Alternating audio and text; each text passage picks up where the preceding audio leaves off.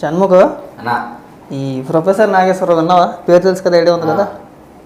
మన చంద్రబాబు నాయుడు గారు ఒక మీటింగ్లో ఈ ప్రభుత్వం అంటే జగన్మోహన్ రెడ్డి అధికారంలోకి వచ్చిన తర్వాత కల్తీ మద్యం అమ్మేసి ప్రజల ప్రాణాలతో చెలగాడం ఆడుతున్నాడు.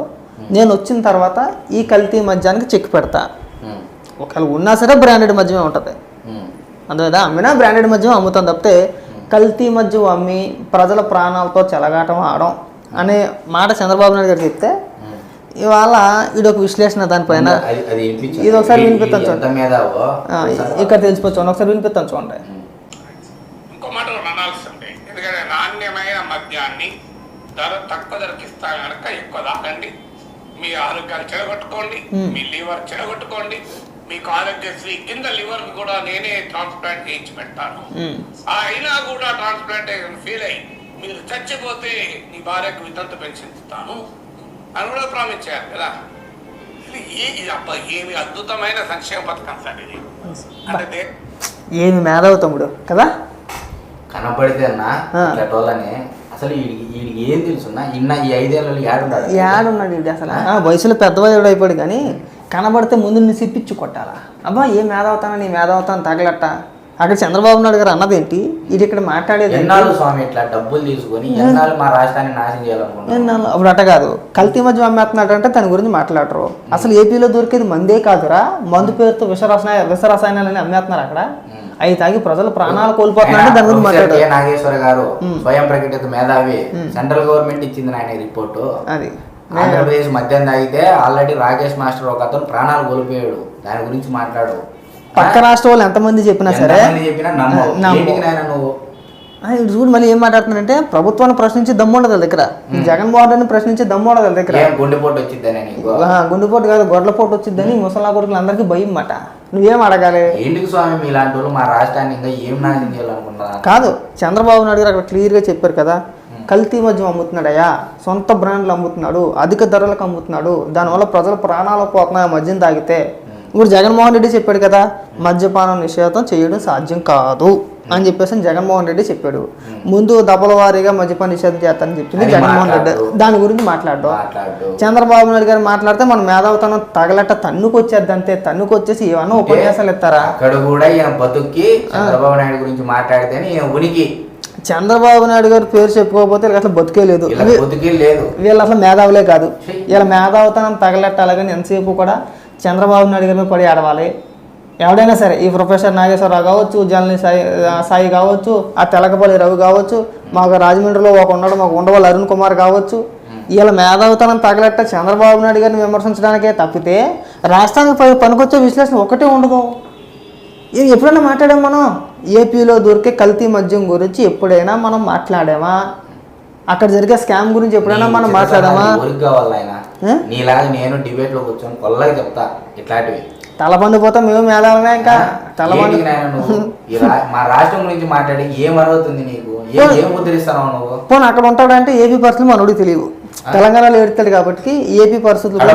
కడపలో అన్నమయ్య డ్యామ్ కొట్టుకొని పోయింది, 40 మంది చచ్చిపోయినారు నైట్. మాట్లాడినవరా ఏ అబద్ధైనా నువ్వు?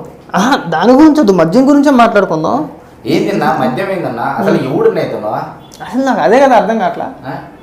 పైగా మళ్ళీ ఎటకారం ఏంటి, కిడ్నీలు మారుస్తాం, మేము మొగుళ్ళు చచ్చిపోతే వితంత పింఛన్ ఇస్తాం, అవి కూడా చెప్పచ్చు. అన్ని 40 రోజులాగు వ్యక్తిగతంగా నేను జవాబిస్తాను నీకు, అంటే నువ్వే చెప్పావు కాబట్టి మేము కూడా జవాబిస్తాం. దాని గురించి క్వశ్చన్ చేయాలి. మనం ఏం చేయాలంటే అయ్యా జగన్మోహన్ రెడ్డి తప్పే ఉంది, జగన్మోహన్ రెడ్డి కల్తీ మద్యాన్ని తీసుకొచ్చి ప్రజల ప్రాణాలతో చెలగాట వాడుతున్నారు కదా, దానికి చంద్రబాబు నాయుడు గారు అది ఉద్దేశించి మాట్లాడితే నువ్వు ఇక్కడ వక్ర భాష్యం మాట వక్రీకరించేయాలా, మన బోడిగుండు మేధస్సు అంతా కూడా ఇక్కడ చూపించేయాలా, ఇక్కడ ప్రజల మీద రుద్దే ప్రయత్నం చేసేయాలా. దాని గురించి మాట్లాడి నీకు దమ్ముంటే జగన్మోహన్ రెడ్డి కల్తీ బ్రాండ్ అమ్ముతున్నారు కదా, మద్యం ఏదైతే ఉందో దాని గురించి మాట్లాడు.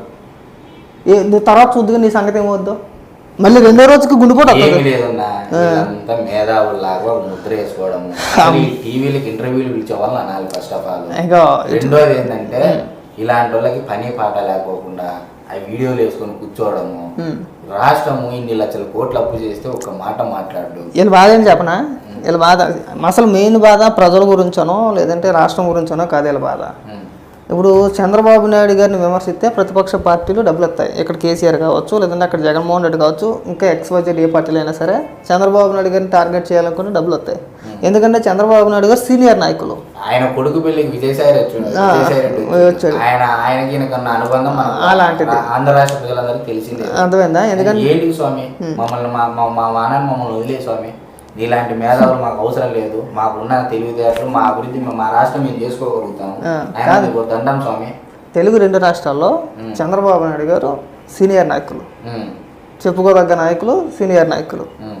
వీళ్ళు ఏడుపంతా కూడా చంద్రబాబు నాయుడు గారి మీద పడే ఆడవాలి. ఎందుకంటే చంద్రబాబు నాయుడు గారు ఇలాంటి అపర మేధావుల్ని, స్వయం ప్రకటిత మేధావుల్ని పెంచి పోషించటం మెయిన్. అది జనాలకు తెలిసయ్యా నేను ఏం చేశాను అనేది. జనాలకు నచ్చితే ఓట్లేస్తారు, లేకపోతే లేదు, అంతే. నీ సలహాలు ఎవడు అడిగింది? ఇప్పుడు మేము అడిగినామా? మా రాష్ట్రం ప్రజలు అడిగినారా? ఎవడు అడిగిండు? అది ఆ టీవీ ముందు కూర్చొని ఏది నోటి కొట్టేది మాట్లాడటము అంత ఎటకారం ఉంది మా రాష్ట్రం ఉంటే నీకు. కాబట్టి ఇలాంటి పెద్ద పెద్ద ఉపన్యాసాలు మానేసి చక్కగా నీ పని ఏదో నువ్వు ఏడుతున్నావు కాబట్టి ఏడు. వీళ్ళ బాధ అదే. బాబు గారు ఎలాంటి వాళ్ళు ఎంకరేజ్ చేయరు కదా. ఆయన సింపుల్, ఆయన ఎప్పుడు పని చేసుకుంటూ వెళ్ళిపోతాడో సరే, ప్రజలు నమ్మితే ఓట్లు వేస్తారు, లేకపోతే లేదు. ఈ మిగతా పార్టీలు అలా కాదు. మిగతా పార్టీలు అందరూ కూడా ఇలాంటి వాళ్ళ మీద బేస్ అయ్యి ఉండిపోతారు. ఎలక్షన్ టైం దగ్గరికి రాగానే ఈ అపార మేధావులు అందరినీ తీసుకొచ్చి కూర్చోబెట్టేసి ఇంకా అన్ని మరిగించడమే. సిగ్గుపడు, ఒకసారి మాట్లాడు. అక్కడ దొరికే మద్యం గురించి మాట్లాడు, అక్కడ జరిగే అవినీతి గురించి మాట్లాడు,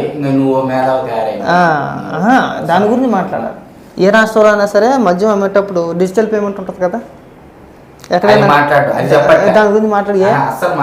దాని గురించి ఎందుకు మాట్లాడు నువ్వు? కాబట్టి ఏంటంటే మూసుకొని ఉండు, వయసులో పెద్దవాడివి కాబట్టి ఏం అనలేకపోతున్నావు. లేదంటే కనుక ఇంకొకటి అంటే కనుక వేసుకుందాం గట్టిగానే.